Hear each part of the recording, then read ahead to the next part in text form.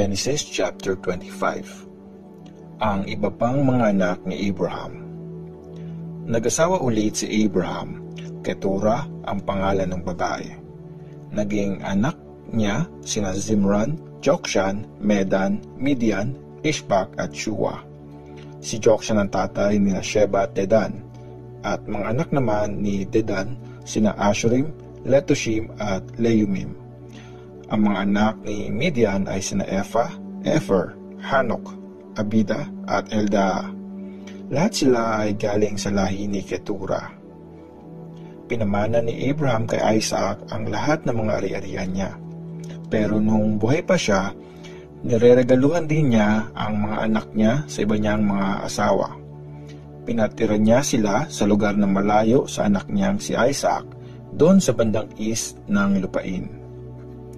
Ang pagkamatay at paglilibing kay Abraham. Umabot si Abraham sa edad na 175. Mahaba ang naging buhay niya at napakatanda na niya nung namatay siya at malibing kasama ng mga namatay niyang kamag-anak. Nilibing siya ng mga anak niyang sila Isaac at Ishmael sa kuweba ng Macpela, sa bukid sa east ng Mamre na dating kay Ephron, anak ng Hittite na si Zohar. Yun yung bukid na binili ni Abraham sa mga Hittites at pareho sila ng asawa niyang si Sarah na nilibing doon. Pagkamatay ni Abraham, blines ng Diyos ang anak niyang si Isaac na tumira sa Beer-lahai-roi. Ang lahi ni Ishmael. Ito ang lahi ni Ishmael, anak ni Abraham kay Hagar na isang Egyptian at alipin ni Sarah. Ito ang pangalan ng mga anak ni Ishmael mula sa pinakamatanda. Si Nebayot, Kedar, Adbeel, Mibsam, Mishma, Duma, Masa, Hadad, Tema, Jetur, Nafish, at Kedema. Sila ang 12 anak ni Ishmael na naging leader ng mga angkan nila. Pinangalan sa kanila yung mga bayan at lugar na tinitirhan nila. Nabuhay si Ishmael hanggang 137 years, tapos namatay siya at nilibing kasama ng mga namatay na niyang kamag-anak. Tumira yung lahi niya sa lupain sa pagitan ng Havila at Shur, sa east ng Egypt papunta sa Assyria. Tumira sila malayo sa iba pang mga anak ni Abraham. Pinanganak sina Esau at Jacob. Ito naman ang kwento ni Isaac na anak ni Abraham. 40 years old si Isaac nung naging asawa niya si Rebekah. Anak siya ni Betuel na isang Aramean galing sa Mesopotamia at kapatid siya ni Laban. Hindi magkaanak si Rebekah kaya nag-pray si Isaac kay Lord. Sinagot ni Lord ang prayer niya at nabuntis nga si Rebekah. Kambal yung magiging anak niya at nasa tiyan pa lang nag-aaway na sila. Sabi ni Rebekah, bakit kailangan mangyari sa akin ito? Kaya nagtanong siya kay Lord. Sabi ni Lord sa kanya, 2 bansa ang nasa iyong tiyan. Manganganak ka ng 2 bayang magkalaban. Magiging mas malakas yung isa kesa sa kambal niya. Magiging alipin ng mas bata yung mas matanda. Nung nanganak nga si Rebekah, kambal nga yung naging anak niya. Mamula-mula yung balat nung unang baby at medyo mabalbon yung katawan, kaya Esau ang pinangalan sa kanya. Paglabas naman ng pangalawa, mahigpit yung hawak niya sa sakong ng kapatid niyang si Esau, kaya Jacob ang pinangalan sa kanya. 60 years old si Isaac nung pinanganak sila. Binenta ni Esau ang karapatan niya bilang panganay. Lumaki yung 2 bata. Naging mahusay na hunter si Esau at madalas nasa labas. Si Jacob naman, tahimik lang at laging nasa bahay. Mas gusto ni Isaac si Esau kasi nai-enjoy niyang kainin yung mga hayop na napapatay ni Esau, pero mas gusto naman ni Rebekah si Jacob. Isang araw, habang nagluluto si Jacob ng pulang beans na may sabaw, dumating si Esau galing sa paghahunting at gutom na gutom siya. Sabi niya kay Jacob, gutom na ako. Pahingi nga ako ng mapulang sabaw na niluto mo. Yun ang dahilan kaya tinawag siyang Edom. Sumagot si Jacob, "Ibenta mo muna sa akin yung karapatan mo bilang panganay." Sabi ni Esau, "Sa'yo na. Aanhin ko naman ang pagiging panganay kung mamamatay na ako sa gutom." Sabi ni Jacob, "Sumumpa ka muna." Sumumpa nga si Esau at binenta niya kay Jacob ang karapatan niya bilang panganay. Tapos, binigyan siya ni Jacob ng tinapay at ng niluto nitong sabaw. Kumain siya at uminom tapos umalis din agad. Ganun lang binaliwala ni Esau yung karapatan niya bilang panganay. Genesis chapter 26. Tumira si Isaac sa Gerar. Nagkaroon ulit ng tagutom sa lupain. Iba pa ito sa tagutom ng panahon ni Abraham. Kaya pumunta si Isaac sa Gerar, isang lugar na sakop ni Abimelech na hari ng mga Philistines. Nagpakita si Lord kay Isaac at sinabi, "Huwag kang pumunta sa Egypt. Magstay ka lang dito kung saan ko sinabi. Dito ka muna tumira. Sasamahan kita at ibibless. Ibibigay ko lahat ng lupain ito sa iyo at sa magiging lahi mo. Tutuparin ko ang pangako ko sa tatay mong si Abraham. Pararamihin ko ang magiging lahi mo, sing dami ng mga stars sa langit, at ibibigay ko sa kanila lahat ng lupain ito. Dahil blines ko ang lahi mo, hihilingin ng lahat ng bansa na i-bless ko sila. I-bless kita kasi sinunod ako ni Abraham at ginawa niya ang lahat ng sinabi ko. Yung mga utos, instructions at mga tinuro ko." So, nag-stay nga si Isaac sa Gerar. Napakaganda ni Rebecca kaya pag tinatanong ng mga taga roon kung kaano-ano niya ito, ang sinasagot niya, "Kapatid ko siya." Takot siyang sabihin na asawa niya si Rebecca kasi baka daw patayin siya ng mga tao para makuha si Rebecca. Minsan, nung matagal-tagal na silang nakatira doon, napatingin si King Abimelech sa labas ng bintana niya at nakita niyang yakap-yakap ni Isaac si Rebecca. Kaya pinatawag ni Abimelech si Isaac at sabi niya, "So, asawa mo pala siya. Bakit mo sinabing kapatid mo siya?" Sabi ni Isaac, "Nisip ko kasi baka may pumatay sa akin pag sinabi kong asawa ko siya." Sabi ni Abimelech, "Bakit mo ito ginawa sa amin? Kung ginalaw pala siya ng isang taga rito, di nagkasala pa kami dahil sa kagagawan mo." So, winawarningan ni Abimelech ang lahat ng mga tao. Papatayin ang sinumang malakit sa mag-asawang ito. Habang nakatira si Isaac sa lugar na yon, nagtanim siya.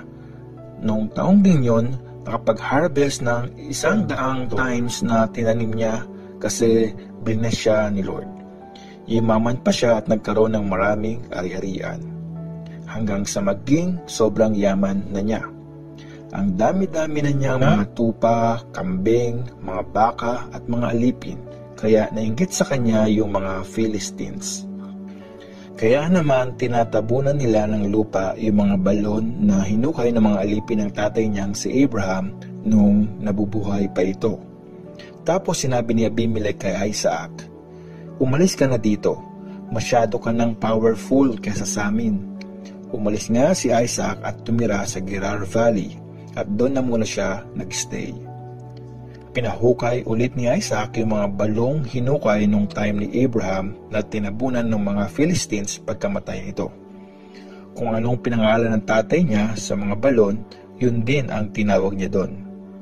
Isang araw, naghukay ang mga tauhan ni Isaac ng isang balon sa valley at na-discover nila na malakas ang tubig doon. Nakipag-away ang mga shepherd na taga-Gerar sa mga shepherd ni Isaac. Sabi nila, "Amin ang tubig na yan." So, tinawag ni Isaac na balon ng pag-aaway ang balong yon kasi inaway sila doon ng mga taga-roon. Humukay ulit ang mga tauhan ni Isaac ng isa pang balon at pinag-away na naman nila yon. Kaya tinawag niya yung balon ng alitan. Lumipat ulit si Isaac at nakahukay ng isa pang balon. Hindi pinag-awayan ng balong yon kaya tinawag yon na balon ng kalayaan. Kasi sabi niya, "Ngayon, Malaya na tayong pinapatira ni Lord sa lupang ito at yayaman tayo dito. Umalis si Isaac doon at nagpunta sa Beersheba. Noong gabing yun, nagpakita si Lord sa kanya at sinabi, "Ako ang Diyos ng tatay mong si Abraham. Huwag kang matakot, kasi kasama mo ako. Ibibless kita at pararamihin ko ang magiging lahi mo kasi pangako ko yun sa servant kong si Abraham." Gumawa si Isaac ng altar doon at nag-worship siya kay Lord. Nagkampo siya sa lugar na yon at naghukay ulit ang mga tauhan niya ng balon. Ang agreement ni Isaac at Abimelech. Pinuntahan ni King Abimelech si Isaac. Galing siyang Gerar at kasama niya ang advisor niyang si Ahuzat at si Phicol na commander ng army niya. Tinanong ni Isaac, "Anong ginagawa niyo dito? Di ba ayaw niyo sa akin? Pinaalis niyo pa nga ako sa lugar niyo." Sumagot sila, "Alam na namin ngayon na tinutulungan ka ni Lord, kaya naisip namin dapat magkaroon tayo ng kasunduan. Mangako ka sa amin na hindi mo kami gagawa ng masama kung paanong di ka namin sinaktan noon. Naging mabait kami sa iyo at tahimik ka rin naming pinaalis. At ngayon, binibless ka nga ni Lord." Naghanda si Isaac ng maraming pagkain para sa kanila, tapos kumain sila at nag-inuman. Maaga silang gumising kinabukasan at sumumpa sa isa't isa. Naging magkaibigan sila, tapos pinauwi na ni Isaac sina Abimelech. Nung araw ding yun, dumating ang mga tauhan ni Isaac at binalita nilang may tubig ang balong hinukay nila. Tinawag yon ni Isaac na balon ng sumpaan. Kaya hanggang ngayon, Beersheba ang pangalan ng city na yon. Mga asawa ni Esau. Nung 40 years old na si Esau, nag-asawa siya ng 2 Hittite na babae. Si Judith na anak ni Beeri at si Basemath na anak ni Elon. Dahil sa kanila, naging miserable ang buhay ng mag-asawang Isaac at Rebekah.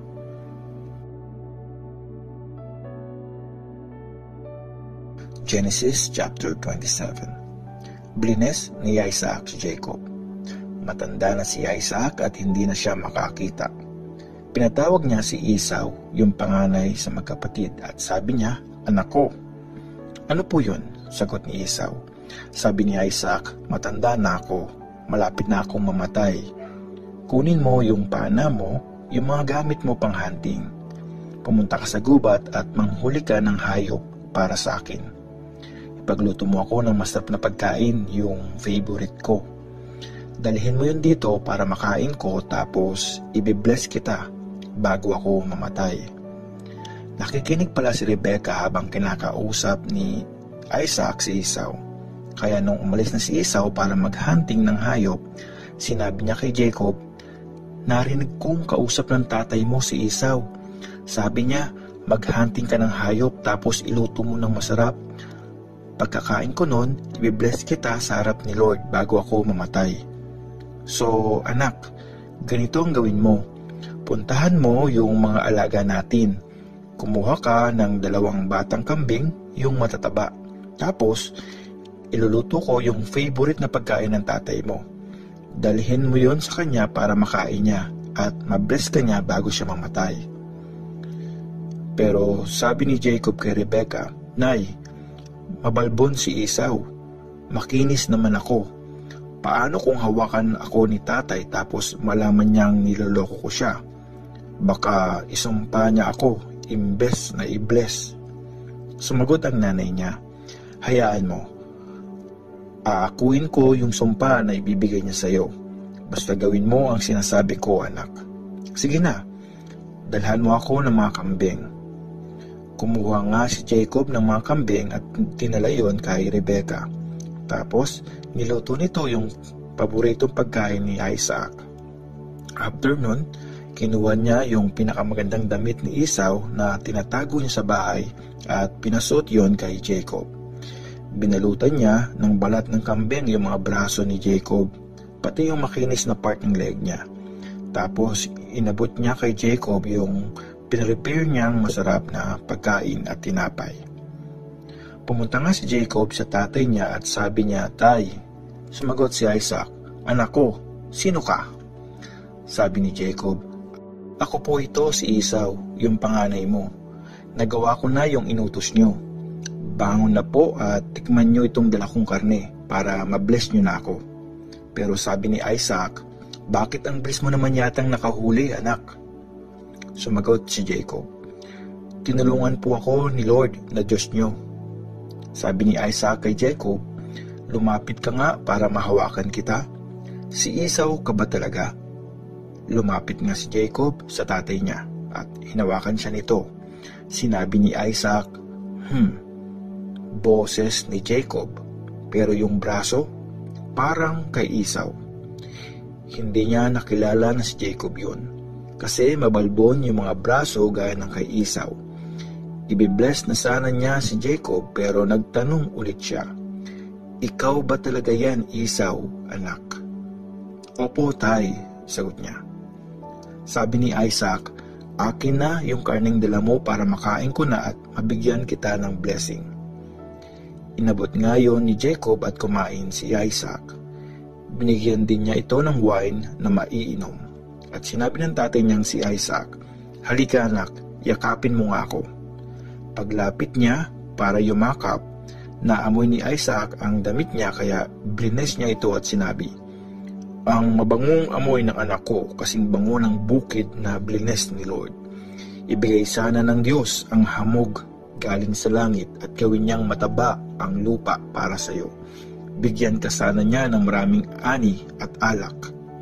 Ang mga tao sa ibang bayan magiging alipin mo at ang mga bansa luluhod sa harap mo. Magiging leader ka ng mga kamag-anak mo at luluhod sa iyo ang mga anak ng nanay mo. Sumpain ang susumpa sa iyo at i-bless naman ang magbe-bless sa iyo." Nagmakaawa si Esau para sa blessing ni Isaac. Blines na nga ni Isaac si Jacob. Pagkaalis ni Jacob, saka naman dumating si Esau galing sa paghahunting. Nagluto din siya ng masarap na pagkain at dinala yon sa tatay niya. Sabi niya, "Tay, upo na kayo, kainin niyo itong luto kong karne para sa iyo, para ma-bless niyo na ako." "Sino ka?" tanong ni Isaac sa kanya. "Ang panganay niyo po, si Esau," sagot niya. Nanginig ang buong katawan ni Isaac. Sabi niya, "Sino yung nagdala sa akin ng pagkain na hinanting daw niya? Kakatapos ko lang kumain bago ka dumating. Blines ko na siya at hindi ko na yon mababawi." Pagkarinig dito ni Esau, umiyak siya ng sobrang lakas. Nasaktan talaga siya. Sabi niya, "I-bless mo din ako, tay. Please, ako rin." Sumagot si Isaac, "Pumunta dito yung kapatid mo at niloko niya ako. Nakuha na niya yung blessing na para sa iyo." Sabi ni Esau, "Tama lang talaga na Jacob ang pangalan niya. Inisahan na naman niya ako. Dati, kinuha niya yung karapatan ko bilang panganay. Tapos ngayon, kinuha pa niya yung blessing na para sa akin." Tapos, sabi pa ni Esau, "Wala na po bang natirang blessing para sa akin?" Sumagot si Isaac, "Anak, ginawa ko na siyang amo mo. Ginawa ko na ring alipin niya ang lahat ng kamag-anak niya. Binigyan ko na siya ng pagkain at alak.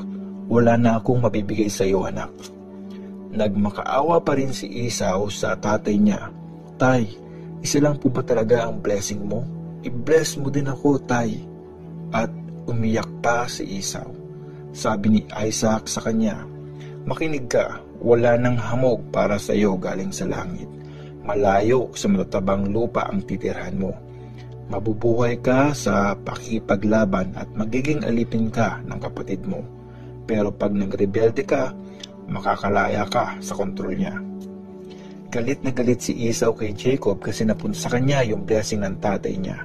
Sabi ni Esau sa sarili, "Malapit nang mamatay ang tatay ko. After naming magluksa, papatayin ko si Jacob." Pero nabalitaan ni Rebecca ang balak ng panganay niyang si Esau, kaya pinatawag niya ang bunso niyang si Jacob at sinabihan, "Makinig ka. Balak kang patayin ng kuya mo kasi gusto niyang makaganti sa iyo. Ganito gawin mo, anak. Umalis ka na at pumunta ka sa Haran, sa kuya kong si Laban. Doon ka muna mag-stay hanggat di humuhupa ang galit ng kuya mo. Pag di na siya galit at nalimutan na niya yung ginawa mo sa kanya, ipapasundo kita doon. Hindi ako papayag na parehong mawala sa akin ang mga anak ko sa loob ng isang araw. Pinapunta ni Isaac si Jacob kay Laban. Sinabi ni Rebekah kay Isaac, "Ayoko na, pagod na akong makisama sa mga Hittites na asawa ni Esau. Pag Hittite din ang naging asawa ni Jacob, mas gusto ko na lang mamatay."